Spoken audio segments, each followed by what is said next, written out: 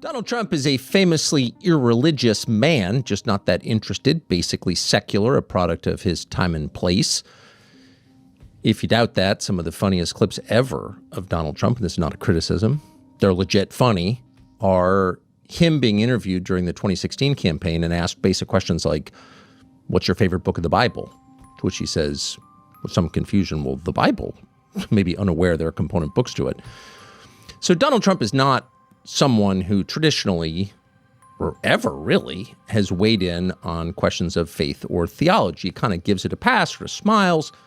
Yeah, I'm for it. I'm for it. The Bible. Early on, Donald Trump was asked a series of questions about his theology, largely due to, at the time, his recent conversion to conservatism. Okay. You mentioned the Bible. You've been talking about how it's your favorite book. And you said, I think last night in Iowa, some people are surprised that you say that. I'm wondering what one or two of your most favored Bible verses are and why. I wouldn't want to get into it because to me that's very personal. You know, when I talk about the Bible, it's very personal. So I don't want to get into verses. I don't want to get into... There's no verse that means a lot to you that you think about or cite? The Bible means a lot to me, but I don't want to get into specifics. Even to cite a verse that you like? No, I don't want to do that. You're an Old Testament guy or a New Testament guy? Probably equal. I think it's just an incredible, the whole Bible is an incredible, I joke very much so. They always hold up the Art of the Deal. I say my second favorite book of all time. But I just think the Bible is just something very special. I didn't find the exact clip Tucker was commenting on, and perhaps he was referring to the one that I just clipped, but nonetheless, his message is the same. Trump, while questioned and pressed early on, grew to have a relationship with the right that was largely don't ask, don't tell. After all, to Christian conservatives, if he's acting in relationship to their ideals, does his belief really matter? And to the libertarian right, they're not much concerned with that as well. But as we saw recently, Trump has sort of changed that relationship and began questioning the Pope and posting memes, which got some people a little upset, Tucker being one of them. But in the space of 1 week, Donald Trump, the same famously irreligious Donald Trump, has weighed in pretty specific ways on matters of faith and theology and religion publicly in ways that are disruptive and sort of hard to understand, but worth trying to understand. So all of this began about 10 days ago on Easter Sunday, early on Easter Sunday, before 9 a.m. on Easter Sunday, when Trump tweeted that he was planning on destroying civilian infrastructure in Iran. It was going to be bridge and power plant day, basically promising war crimes, crimes against civilians, against the population of the country. And then in that same tweet or truth, he used the F word on Easter Sunday, and then he seemed to make fun of Islam. Praise Allah, he said. So in one short statement of about 110 words, he seemed to give the finger to the world's two largest religions, Christianity and Islam. That was Sunday. And then exactly 1 week later, also on Sunday, the Christian holy day, he attacked the Pope, the leader of the world's largest religion and largest Christian denomination, and attacked him personally and said basically he's only Pope because of me. He's bad. The Pope is bad. And then later that day, maybe most interestingly, bafflingly of all, he sent out this meme. Take a look at this. In the video I posted yesterday, we talked about the human mind's difficulty in viewing situations from other people's perspective and how that could affect the populace's ability to dissect the revelations in the Epstein file. Perhaps Trump is suffering from the same fate here. Trump, a president who everyone knows is not particularly religious, isn't always going to think like the average church-going supporter of his. In turn, he makes a political misstep. He posts political memes of himself as Jesus, he swears, and he threatens an enemy of war. Even if a Christian who is a supporter of his supports the war or some of his efforts, it still comes across as extremely tasteless. And to someone that's been skeptical of Trump recently, and is a Christian himself, Tucker feels compelled to speak out. And he said, I sent it out, but it wasn't me as Jesus, though obviously it is. It was me as a doctor, because I heal people. Jesus, of course, basically described himself as a doctor, someone who came for the sick to heal them, which he did. So maybe a distinction without a difference, but still kind of confusing. And then today, a day later, was asked about it again, and he said, no, I didn't I didn't have anything to do with that. I didn't send it out. Which wasn't exactly an answer to the question. Even more confusing. What was that? And then, to make it even further mysterious, sent out this meme on Truth Social, retweeting somebody else, and it's him, Donald Trump, being, I don't know, how would you describe that? Caressed by? Healed by?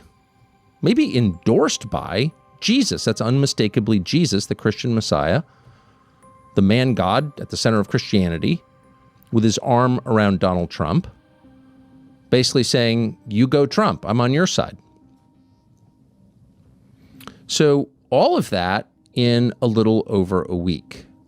What does it mean? Because it certainly means something.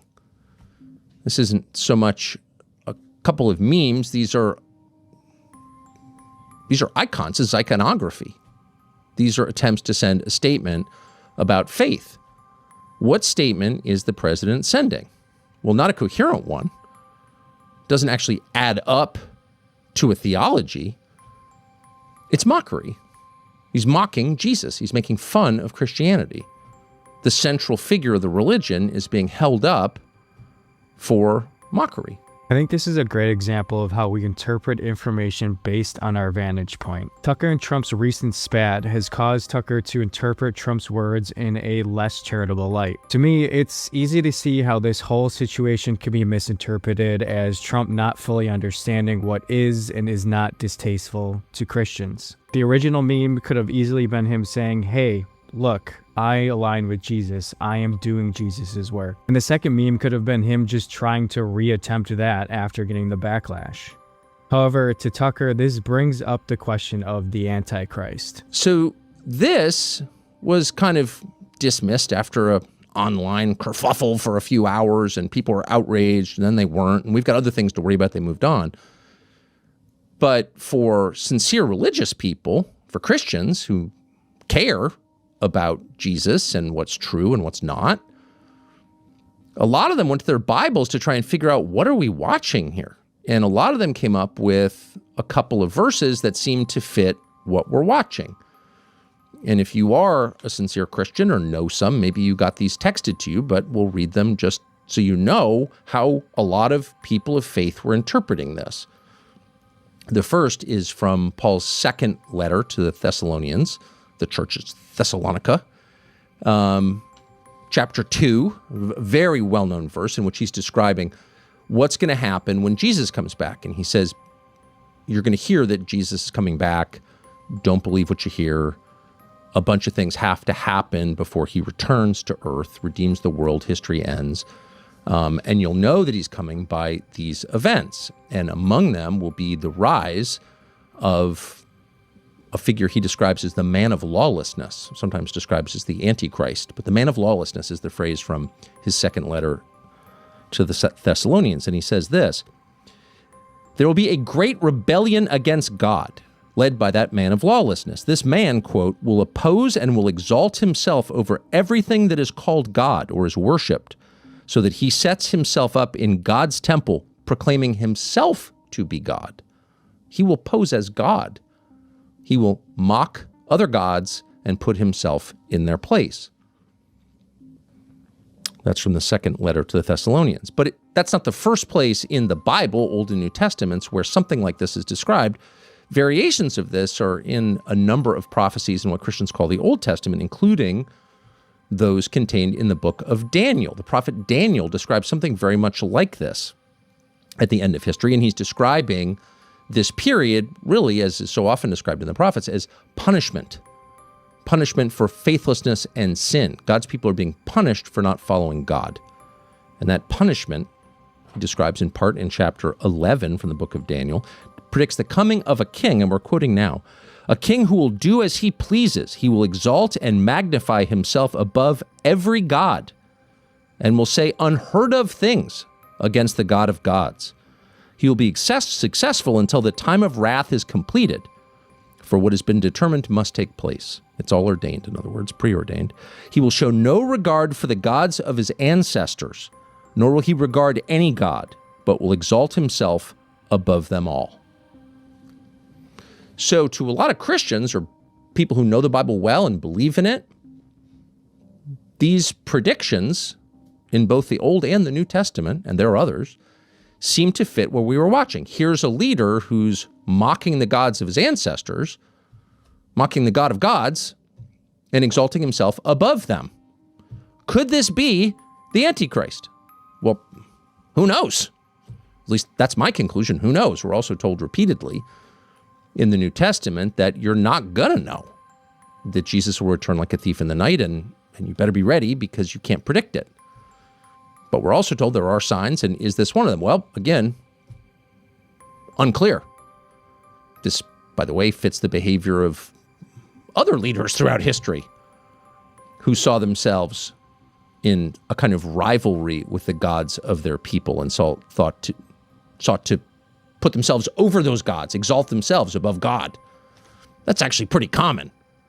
I think it's important when we do analysis of people's commentary that we provide as accurately of a description as possible. I give Tucker credit for providing some nuance. He is just asking the question. If you were to go online, on Twitter or on YouTube, however, you'd probably see a lot of people commenting that Tucker is definitively calling Trump the Antichrist. And unfortunately for Tucker, I feel like Trump will probably pick up on that sentiment versus going and watching the video himself. But if we are going to bring up the question of whether Trump is the Antichrist or not, we have to give him a fair shot. And it is true what Tucker said. Stalin, Hitler, Pol Pot were all charismatic, universally, or at least largely loved leaders. And it's safe to say that while Trump has some followers throughout the world, he is not, by and large, loved by the entire world. So if he is the Antichrist, he's got some work to do, and he's pretty old, so he should probably go fast. But what are your thoughts? Is Trump the Antichrist? Is the Antichrist even real? Let me know what you're thinking and leave a comment down below. And you made it to the end of this video, so you probably like it, and I would appreciate it if you hit that like button